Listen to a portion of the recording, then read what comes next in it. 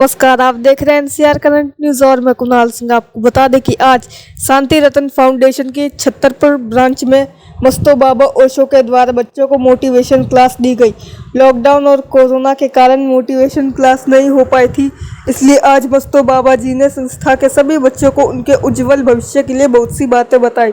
कार्यक्रम में संस्था के president Shri Inderjeet Singh, vice president Vipin Sachdeva, संस्था के सभी स्टाफ मेंबर्स उपस्थित रहे थे।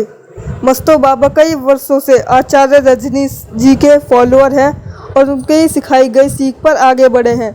संस्था द्वारा लगभग 2000 से भी ज़्यादा बच्चे नशा छोड़कर ठीक हो चुके हैं। तभी संस्था को कई राष्ट्रीय व अंतर्राष्ट्रीय पुरस्कारों से नवाजा जा चुका है। संस्था के प्रेसिडेंट इंद्रजीत सिंह जी ने बताया कि मस्तो बाबा ओशो ने संस्था का माहौल और वातावरण देखते हुए काफ़ी सराहना की और वादा किया कि संस्था की और भी ब्रांच में जाकर क्लास लेंगे और बच्चों को मोटिवेट करेंगे।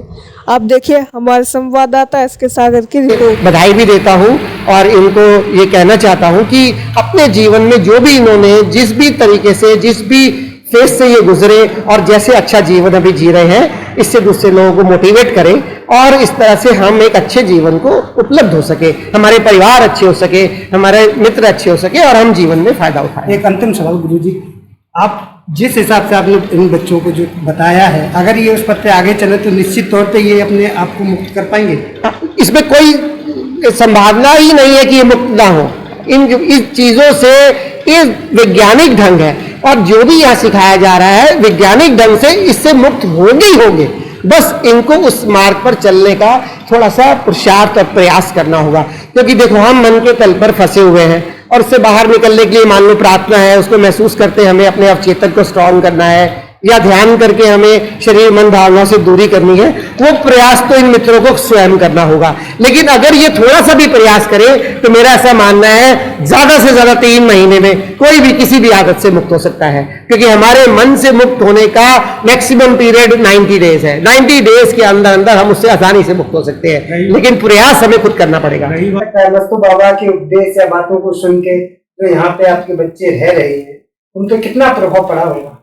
हाँ, बहुत प्रभाव पड़ा होगा, क्योंकि उन्होंने कोई मतलब जादुई बातें नहीं की है, कोई किताबी बातें नहीं की है, बिल्कुल रियलिस्टिक बातें की है जो हम लोग रोज़ जीवन में फेस करते हैं, कैसे एडिक्शन में आते हैं। क्योंकि वो रिहैब सेंटर के अंदर आए हैं तो उन्होंने इस चीज़ को नज़र रखी है कि यहाँ पर एडिक्शन से रिलेटेड ज़्यादा बातें की जाए, है ना। मन के बारे में बातें की उन्होंने, कॉन्शियस माइंड, सबकॉन्शियस माइंड। तो मेरे ख्याल से ये चीज़ें वो थी जो कि इन लोगों की कहानी से रिलेटेड भी है और इन लोगों को उसके बारे में चीज़ें समझ भी है। इस समय शांति रतन फाउंडेशन में कितने ऐसे स्टूडेंट हैं जो अभी इलाज पा रहे हैं?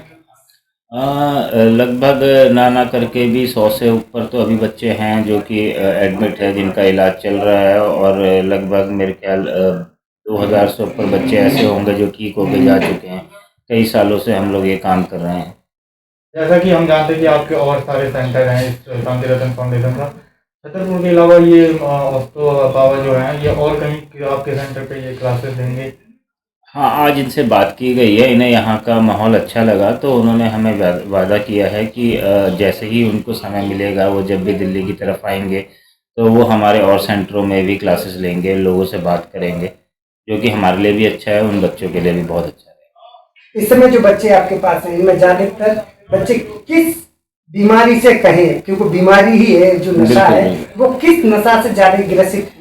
देखिए, पहले का समय था जो कि सिर्फ और सिर्फ ड्रग एडिक्शन के लोग आते थे, ड्रग एडिक्ट ही आते थे, बट आजकल देखने को मिला है पिछले कुछ समय से अल्कोहल के केसेस ज़्यादा आ रहे हैं। लॉकडाउन में लोगों को आसानी से मिल नहीं रही थी, है ना, तो उनको विड्रॉल होने शुरू हुए। जब एकदम से उनका शराब पीना बंद हो गया तो उनको परेशानी, बेचैनी चालू हुई, तो घर वालों को नज़र आया कि बच्चों को समस्या है, तो उन्होंने फिर भर्ती कराना शुरू किया।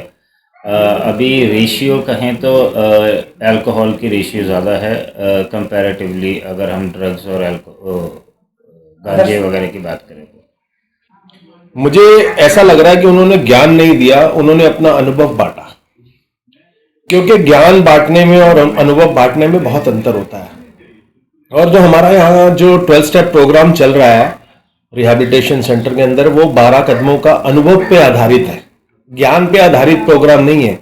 और आज जब मैंने उनको सुना तो मुझे बिल्कुल वैसा ही लगा जैसे हमारे 12 कदमों के बारे में वो बात कर रहे हैं।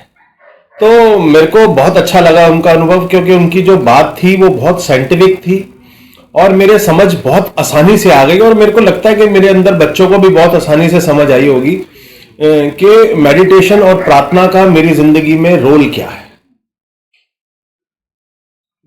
तो जब अपने प्रार्थना और मेडिटेशन के बारे में बच्चों को बता रहे थे अन्य हम लोग, तो आपने देखा कौन कौन से बच्चे किस तरीके से उसको सुनने की कोशिश कर रहे थे? कोई ऐसे बच्चे हों जो उसको अवॉइड कर रहे हों, ऐसा कुछ नहीं, बच्चे तो सारे देखिए सुन रहे थे अच्छी तरीके से, मेरा ध्यान भी उसी तरफ था। लेकिन कुछ बच्चे हैं जो अभी नए आए हैं तो उनका दिमाग स्थिर नहीं है, तो उनको समय लगता है इस तरीके की मेडिटेशन में इन्वॉल्व होने के लिए। तो कुछ बच्चे थे ऐसे, लेकिन ज्यादातर बच्चों ने बहुत तरीके से उसको करा। आपके दिमाग में ये थॉट कैसे आया कि मस्तू बाबा को यहाँ पे बुला के अगर उनके बारे में बोला जाए तो बच्चों पर ज्यादा इफेक्ट पड़ेगा? देखिए सर, मकसद सबका एक ही मकसद है कि इन बच्चों को नशे से कैसे दूर किया जाए।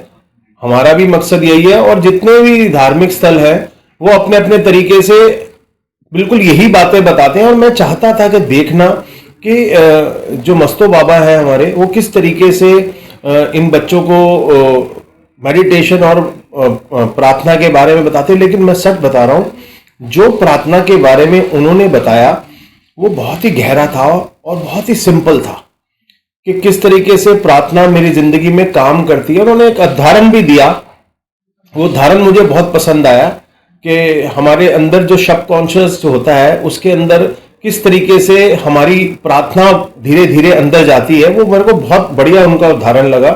और आज मेरे को ना ऐसा लग रहा है कि यार मुझे इनको महीने में एक बार ही जरूर बुलाना चाहिए, क्योंकि ये मेडिटेशन और प्रार्थना मेरे बच्चों के लिए बहुत जरूरी है।